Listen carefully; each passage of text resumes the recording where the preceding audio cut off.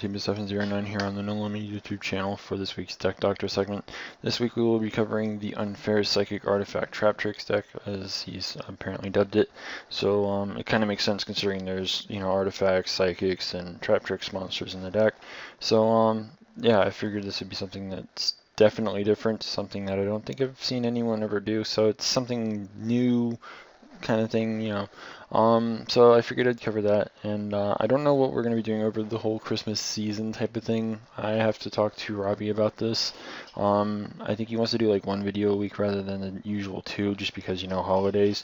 Either that or we probably won't be doing anything over the next couple of weeks because, again, holidays. So I'm not sure what's going to be happening with that. I'm going to end up talking to him about it, and if we happen to decide not to do videos over the holiday weeks, then I do kind of wish you guys a Merry Christmas, all that other, happy stuff. Just kind of wanted to get that out of there before, we got into the deck and stuff. Another thing I'd like to kind of cover is if you guys have a deck that you want to get fixed, be sure to message it here on the No Limit YouTube channel by going to the channel itself, going to the About section and clicking Send Message. And you can send it to us either in a Dropbox file as like a YDK thing from Yu-Gi-Oh! Pro or DevPro, or you can type it out as Monster Spells Traps Extra Deck, and hopefully we'll get to it in the upcoming weeks. So, yeah.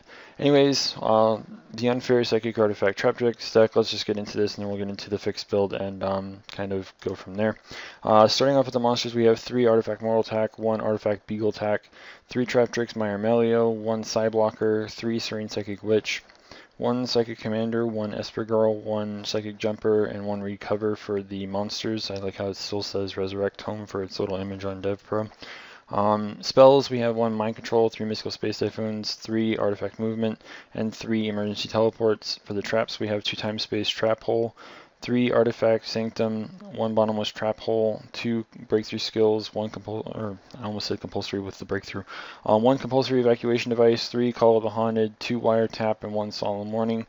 For the extra deck, we have 1 Scrap Dragon, 1 Yazi, Evil of the Yang Zing, 1 Mikhail the Arch Lightsworn, 1 Black Rose Dragon, 1 Goyo Guardian, 1 Naturia Barkion, 1 Armadeus, Keeper of Boundaries, 1 Naturia Beast, 1 Gaia Dragon, the Thunder Charger, 1 Constellar Pleiades, 1 number 61 Volcasaurus, 1 Artifact Durendal, 1 Dark Rebellion Ixies Dragon, 1 number 101 Silent Honor Arc, and 1 Castel the Skyblaster Musketeer.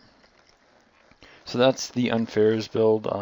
So let's just kind of get into the fixed one. And I don't know why it clicked out like that, but whatever. Anyways, into the fixed build to start this off. With monsters, we have 3 Artifact Mortal Attack, 1 Artifact Beagle Attack, 3 Traptrix Melio, 3 Serene Psychic Witch, 1 Psychic Commander, 1 Rise Bell, the Star Adjuster, 1 Esper Girl, 1 Psychic Jumper, 1 Recover.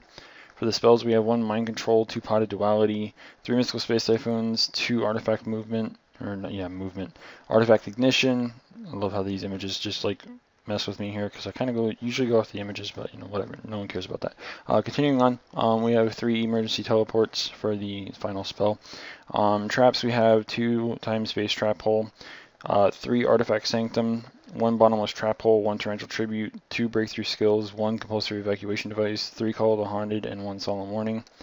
For the extra deck, we have 1 Scrap Dragon, 1 Yazi, Evil of the Yang Zing, 1 Mikhail the Arch Lightsworn, 1 Black Rose Dragon, 1 Goyo Guardian, 1 Naturia Barkion, 1 Armadeus, Keeper of Boundaries, 1 Naturia Beast, 1 Tyrus, Keeper of Genesis, 1 Constellar Pleiades, 1 number 61 Volcasaurus, 1 Artifact Durendal, 1 number 101 Silent Honor Arc, and 2 Castel the Skyblaster Musketeer.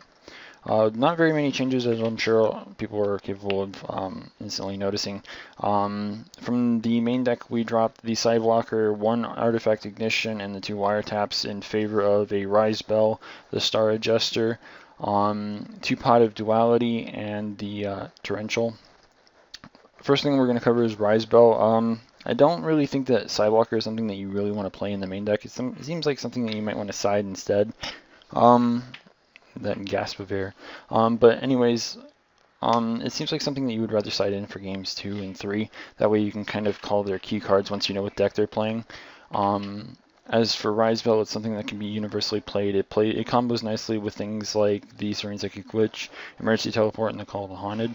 So you can you know, make interesting plays with it, of course. For anyone who doesn't know what this card does, when this card is special summoned, you can target any one monster on the field that's face up, of course. Increase this level by up to 3 until the end of the turn. So you can emergency teleport it out and call it, or you can increase it or any other monster's level by 1, 2, or 3. So if you happen to have an artifact out, you can increase this card's level by 2 to make it a 5. You can increase this card's level by 1 if you happen to have something like Melia to make a rank 4 play. It's already a 3, so if you have something like Commander or your Serene Psychic Witch that you would like to, you know, do something with, I mean, there's that. I kind of wanted to make room for at least one rank 3. Room's kind of iffy here, so I would recommend trying to find room for it, but it's not entirely necessary, of course. And of course, you can use this with your tuners as well. You can make it a 5 to Synchro for Scrap Dragon. You can make it, you know, whatever, and just be able to play with it from that. You can make it like a 6 and tune it with your Recover. I almost called it Resurrect Tome. And you know, it's just good for things like that. Usually, whenever I was testing out the fixed build, I usually used it for overlaying with either Moral Attack or Melia, and that's basically what it's just there for. It's a good one-up to have. Like I said, Sidewalker seems like something you would rather side rather than, you know, main. But that's, you know, when I tried to test, I actually kept the side blocker in, and it did okay against specific things that I knew what I was playing against. But when I didn't know what I was exactly playing against, I kind of was like, okay, yeah. So, I mean, that's part of the reason why I took it out. The next thing I added was Pot of Dualities. You have things like Melia, which takes up basically your main summon for the turn, and you have Serene Psychic Witch, which is a good thing you can just set and let your opponent kind of attack into it. So you don't really have to make a really big play, and having duality allowing you to get into like a lot of your other defensive cards. Maybe you want to call the Haunted, maybe you want to get into a Sanctum faster, maybe an emergency teleport for a later turn, stuff like that. Duality is kind of just a really good card to kind of filter through your deck and get something that you may need. And I actually opened pretty busted in one of my games. I ended up opening up Melia with Duality, and I had at least like 4 back row. So I mean, it was kind of a pretty stupid thing. It kind of reminded me back when, you know, we could still draw 6 cards on our first turn and just have pretty much that like 1 monster 5 back row type of deal. So it was kind of like that. So Duality's actually played pretty nicely when it comes to testing, and I don't know if it's something that's up your alley, but it definitely plays pretty nice for me. The last thing that was for the main deck that was added was the Torrential Tribute. I really am liking this card in this current format. People that like to kind of overextend to, you know, just exert their field and just be like, okay, I'm going to put all these things out, and then you could just punish them with something like Torrential is really nice. A lot of people have been wanting this card to go back to 2 on the upcoming ban list, including myself. I'd really like to see it. I don't know about anyone else, but it's been playing pretty nicely in the fixed build whenever it came to testing, and yeah, I mean, it's just been actually a pretty beautiful card. So for the extra deck, the things that we dropped, the Rebellion Dragon and the Gaia Dragon, I felt that we kind of needed Tiras. Tiras is that card that kind of just I want to say it kind of helps apply pressure. It's a card that just can't be destroyed by card effects, and your opponent has to kind of put in a little bit more effort to get around it. Not to mention that in like the meanwhile of them trying to do that, you can keep attacking with it, and as long as it's not being, you know, removed from play by something maybe like, you know, Dimensional Prison or whatever, it's going to take a card from your opponent during the end of the battle phase that it attacks or was attacked. So I mean, it's kind of just something that has always been just a solid rank 5. I don't know if I really need to explain it all that much, and when it came to testing, I actually made it a lot, so I don't know, it kind of helped win a lot of the games that I tested this deck with, so just putting that out there. And the last thing was, cause we removed the Rebellion and the Gaia Dragon, and we added in the Tiras, and we added in a second Castel. I added in the second Castel over the Rebellion, because Rebellion seems like it's just one of those cards, like, I'll just take half of your monster's attack, add it to mine permanently, and just attack over it and have a big monster.